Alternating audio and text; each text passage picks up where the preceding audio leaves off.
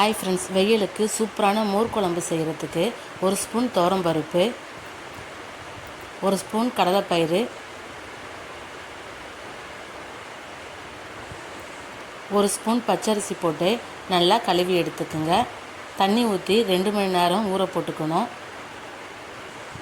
2 மணி நேரத்துக்கு அப்புறமா மிக்ஸி ஜாரில் அந்த இன்க்ரீடியன்ட்ஸ் துவரம்பயிறு, கடலைப்பயிறு, அரிசி எல்லாத்தையுமே சேர்த்துட்டு 1½ பத்த தேங்காய் கட் பண்ணி போட்டுக்குங்க. 1/2 ஸ்பூன் சீரகம், 2 பச்சை மிளகாய்,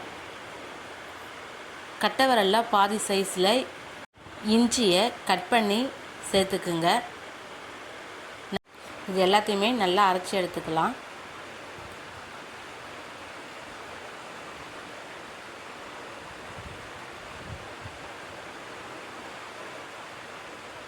அரைச்சாச்சு.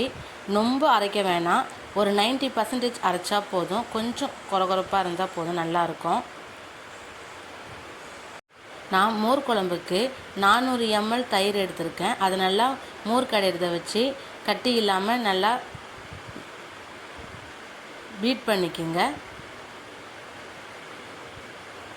400 ml தயிருக்கு 300 ml தண்ணி ஊற்றி திரும்பியும் நல்லா கட்டி இல்லாமல் பீட் பண்ணிக்கோங்க.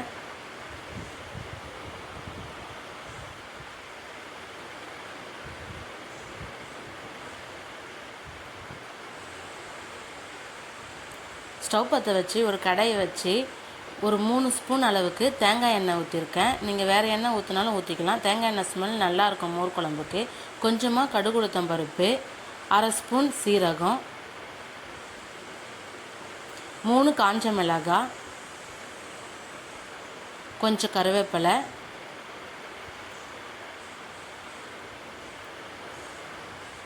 கால் ஸ்பூன் மஞ்சத்தூள், கொஞ்சமாக பெருங்காயம், நல்லா எண்ணெயில் வதக்கிட்டு அரைச்சி வச்ச மசாலாவையும் அதில் சேர்த்துக்குங்க.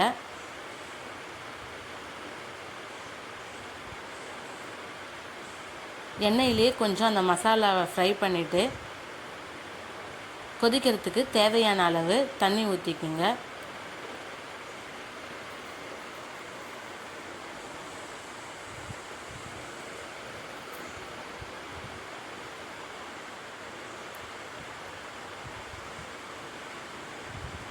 மசாலா நல்லா தண்ணியில் கொதிக்கட்டும். தேவையான அளவு உப்பு போட்டுக்குங்க.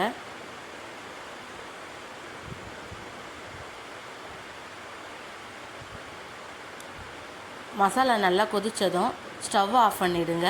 ஒரு 10 நிமிஷம் நல்லா ஆறட்டும். ஆறிட்ட அப்புறம் தயிர் ஊற்றினா தான் அது தெரியாமல் இருக்கும், இல்லைன்னா ஒரு மாதிரி திரியாக வந்துடும்.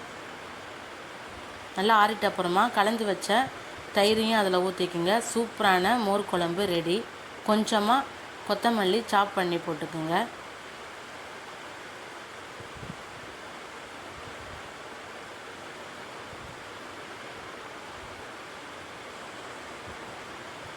இதே மெத்தடில் நீங்களும் மோர் குழம்பு செஞ்சு கொடுங்க, சூப்பராக இருக்கும். எல்லாருமே ரொம்ப விரும்பி லைக் பண்ணி சாப்பிடுவாங்க. அருள் குக்கிங் சேனலை லைக் பண்ணுங்கள், ஷேர் பண்ணுங்கள், சப்ஸ்கிரைப் பண்ணுங்கள்.